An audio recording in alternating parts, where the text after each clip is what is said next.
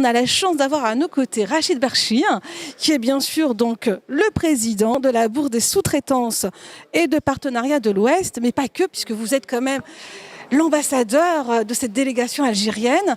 Donc je voulais justement avoir vos impressions durant ces 2 jours. Comment s'est passé cet événement? Bon, sincèrement, c'était un plaisir de conduire cette délégation. C'est-à-dire, je ne suis pas uniquement le président de la Bourse de sous-traitance. J'ai plusieurs casquettes. Je suis moi-même un industriel. Je suis dans l'industrie métallique de père en fils. J'ai exercé plus de 25 ans dans le management de l'industrie. Et maintenant, j'ai lancé ma propre boîte dans l'industrie métallique. D'autres casquettes, je suis vice-président d'un patronat algérien. C'est la Confédération des industriels producteurs algériens.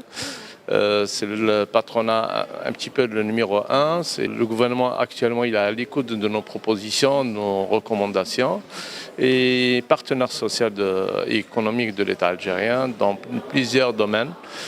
Bien sûr, dans l'élan, c'est-à-dire dans le développement de l'Algérie nouvelle, nous avons entrepris plusieurs actions, parmi lesquelles on a conduit cette délégation. C'est dans le cadre de l'internationalisation de l'entreprise algérienne. On ne doit pas rester fermé en Algérie. Ça se passe beaucoup de choses en Algérie. Pour ceux qui ne connaissent pas l'Algérie, c'est maintenant un pays c'est-à-dire développé. On veut se rivaliser à des grands pays développés. Actuellement, on a plus de 27 milliards de produits bruts uniquement pour l'agroalimentaire. On veut un petit peu rivaliser aussi dans le cadre de l'industrie, c'est-à-dire un domaine de l'industrie, avec plus de 15% selon les nouvelles recommandations et la nouvelle stratégie industrielle de notre pays. 15% du PIB, ça fait beaucoup de travail, ça fait marcher l'économie. Et dans ce contexte, que la Bourse de sous-traitance partenariat de l'Ouest, elle a une grande responsabilité, un grand travail d'accompagner les industriels vers la performance, vers le développement de leurs capacités managériales, vers le développement de la sous-traitance et de l'intégration nationale. On est partenaire pour des grands groupes tels Renault, Peugeot en Algérie. La BSTP a signé des conventions avec même d'autres des groupes suisses qui sont installés dans le photovoltaïque en Algérie. Et là, on donne de notre savoir, on donne de notre soutien pour l'accompagnement et l'intégration des entreprises algériennes dans le domaine économique et le développement durable en général. Alors, on peut le dire, c'est vrai que sur cette dernière décennie, l'Algérie, comme vous disiez, c'est l'Algérie nouvelle. Donc, on innove constamment. On parlait de cette nouvelle génération, de ces start-up qu'on retrouve dans le numérique, dans l'hydraulique, dans les nouvelles énergies renouvelables. C'est incroyable, il y a un réel changement. Et aujourd'hui, on peut dire que l'Algérie est un pied direct pour l'Afrique. Et pas que. Pas que. C'est là où vous voulez changer l'image. Ça bouille dans l'économie algérienne. Je suis ravi, je suis algérien, je suis fier de l'être. Et dans tous les domaines, on trouve dans tous les domaines, il y a un développement agricole, un développement industriel, numérique, la communication, même le tourisme. Beaucoup disent que le tourisme n'est pas développé. Non, on a un grand domaine touristique qui est développé. Il y a maintenant le tourisme interne, déjà il est développé vers le Sahara, le Grand Sahara. Il y a des nouveaux espaces qu'on a découverts, nous-mêmes en tant qu'Algériens. Et le Covid, sincèrement, il nous a fait découvrir les capacités de notre pays. Beaucoup de startups se sont développées pendant cette période et ça nous a fait une période creuse, une période de réflexion, c'est-à-dire en interne, pour se donner confiance en nous-mêmes. Oui, c'est vrai qu'on s'est rendu compte que finalement, avec cette crise sanitaire, il y a une résilience, mais qui a poussé en fait l'économie algérienne à se réadapter et montrer qu'elle était présente et qu'elle pouvait faire du business. Parce que c'est vrai que les frontières ont été fermées, comme tout le monde est parti vers l'Afrique. Et en l'occurrence, l'Algérie elle a beaucoup bougé et avancé avec ses start-up. Alors, justement, c'est-à-dire tout se base sur la confiance. Alors, pendant la période du confinement, Oui. on n'avait pas d'autre choix que faire confiance à nos entreprises. Et ça nous a donné, c'est-à-dire cette volonté de développer, ça a donné la chance aux entreprises de se montrer, un petit peu, de montrer leurs capacités. Autre chose, il y a une grande stratégie algérienne avec les nouvelles infrastructures. On est en train de s'exploser. C'est-à-dire on va vers l'Afrique avec la transsaharienne. Oui, Et c'est l'Algérie, maintenant, c'est un partenaire incontournable dans l'économie mondiale. C'est une plaque tournante incontournable. C'est un passage obligé. Et on est ouvert à tout partenariat. On est ouvert à... Vous savez, là, vous parlez à un média qui est Coworking Channel, c'est un média collaboratif, on parle de la nouvelle économie collaborative. Et aujourd'hui, je pense qu'on doit parler de coopération, de co-développement. Il faut aller ensemble. Donc, c'est en toute intelligence collective d'une certaine manière. Alors, vous savez, on est beaucoup regardé par des industriels, par des entrepreneurs. Pour ceux qui souhaitent à la fois investir en Algérie, quel est le message que vous pourriez leur donner pour qu'ils soient en totale confiance? Mais on a déjà eu quelques éléments. En tout cas, l'Algérie, c'est un espace transparent.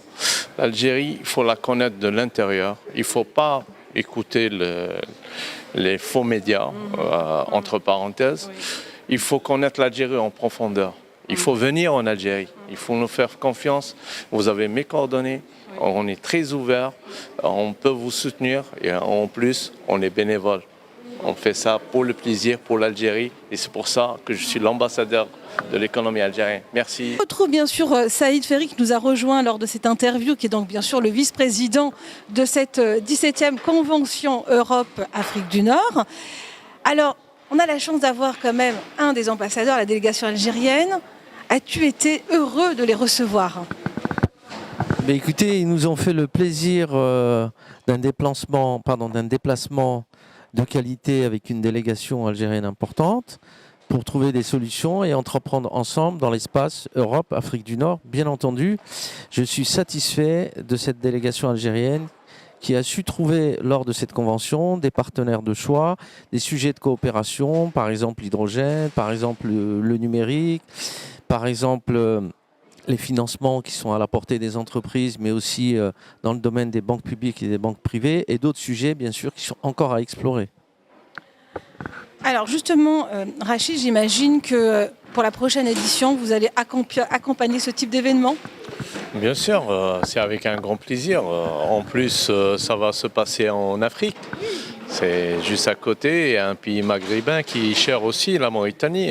Pour nous, c'est un des partenaires privilégiés de l'Algérie actuellement. Et c'est une porte aussi de l'Afrique. L'Algérie utilise actuellement beaucoup la traversée par la Mauritanie pour accéder en Afrique. Et on a développé de grandes relations avec la Mauritanie pour plusieurs domaines. Eh bien, c'est parfait. Alors, j'ai une petite question pour terminer. Je voulais parler aussi du volet de l'entrepreneuriat féminin. J'ai vu quelques femmes présentes de la délégation. Vous invitez aussi des femmes entrepreneurs? Bien sûr, on n'a pas de différence en Algérie. On n'a pas de différence. Et c'est agréable de travailler avec des femmes entrepreneurs. Et pour nous, c'est nos petites sœurs, on doit les soutenir. Et même, des fois, on est même accompagné par des femmes qui ont plus d'expérience que nous. Il n'y a aucune différence entre une femme ou un homme en Algérie.